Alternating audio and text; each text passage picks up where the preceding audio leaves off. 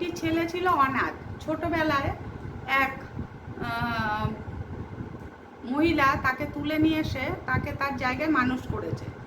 তখন ছোটোবেলার থেকে সেই ছেলেটিকে মানুষ করতে করতে অনেক বড় করেছে। বড় করে ছেলেটি চাকরি বাকরি পেয়েছে, সে যে চাকরি হোক চাকরি করে।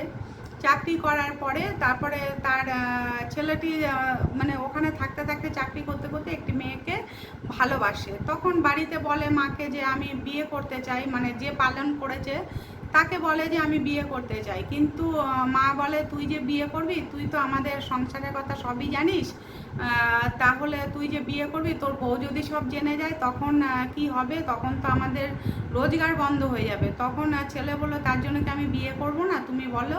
তখন বলছে হ্যাঁ নিশ্চয়ই তুই বিয়ে করবি, তুই বিয়ে কর, কিন্তু বউ যেন কখনো জানতে না পারে আমরা কি কাজ করে খাই। তুই তো জানিস আমরা কি কাজ করে খাই, আর ছোটোবেলার থেকে তোকে তো সবই জানিয়েছি, তোকে তো আমরা সেরকমভাবে মানুষ করিনি, কিন্তু আমাদের এই কাজটা আমাদের করতেই হবে, না হলে আমরা জীবন চালাতেই পারবো না।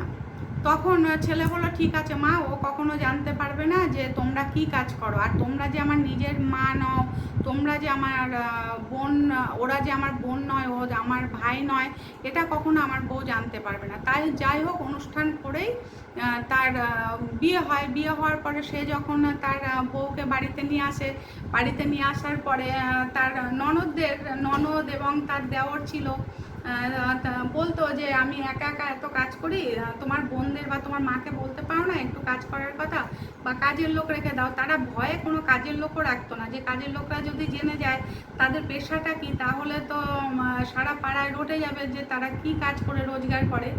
সেজন্য পাড়ার কেউ মানে কাউকে কখনো কাজেও রাখা হতো না, যে বাড়ির কাজে নিজেরাই করতে হতো। তখন যে বউ হয়ে এসছে সে তার স্বামীকে এত ভালোবাসতো, সে স্বামীও তাকে খুব ভালোবাসতো। খালি বলতো তুমি কিছু জিজ্ঞেস করবে না, তুমি কাজ করো না, তুমি তো বাড়িতে একাই বসে থাকো।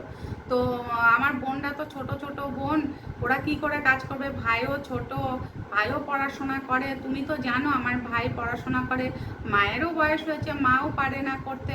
তখন বললো যে মেয়েদের বয়স 17, 18, 14, 15 আমার বয়সী, তারা কেন কাজ করতে পারবে না, আমি যদি কাজ করতে পারি, আর এতগুলো লোকের ঠেলা আমি ঠেলবো কেন, তাহলে কাজের লোক রাখো। তখন বড় বলছে ঠিক আছে তুমি থাকো, আমি কাজের লোক ঠিক রাখবো।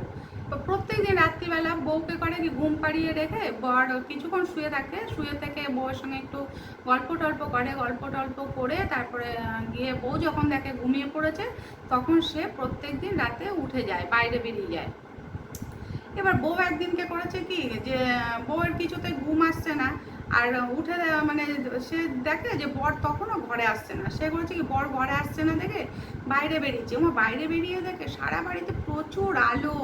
সেই যে সব বাড়িতে ওই সব কাজ হয়, সেই সব বাড়ি যেরকম আলো আলোকিত থাকে, সে দেখেছে টিভিতে, মোবাইলে, যেখানেই হোক বউটি। তাই সে ভাবছে কি এই বাড়িটা এত আলো কেন, সেই দিনের আলোর মতো আলো লাগছে।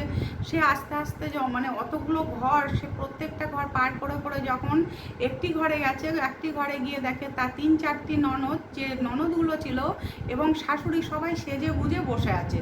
তো সেজে গুজে বসে আছে দেখে তার বরকে সে কোথাও দেখতে পায়নি।